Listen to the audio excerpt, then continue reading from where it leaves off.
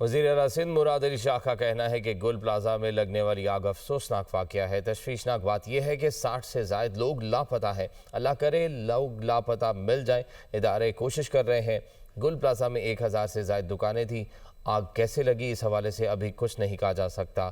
پوری کوشش ہوگی متاثرہ تاجروں کے نقصان کا ازالہ کیا جائے۔ بہت افسوسناک واقعہ ہے۔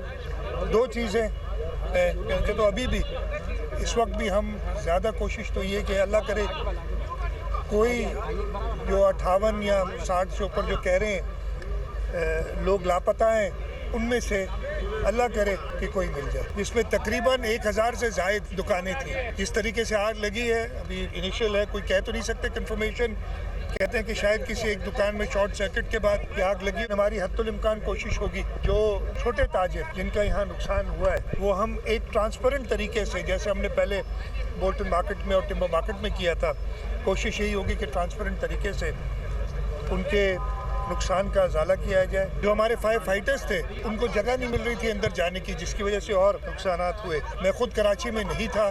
ایک تو لوگ باتیں بہت بناتے ہیں، وہ تو میں شام کو آیا ہوں تقریباً 4 ساڑھے 4 بجے۔ کسی کی ضرورت ہوگی تو ہم بالکل ان کو اپروچ کریں گے اور مدد مانگنا اس پہ کوئی مذائقہ نہیں ہوگا۔ یہ میں بالکل اس کے بارے میں کامنٹ نہیں کروں گا اس لیے کہ مجھے پتہ نہیں ہے۔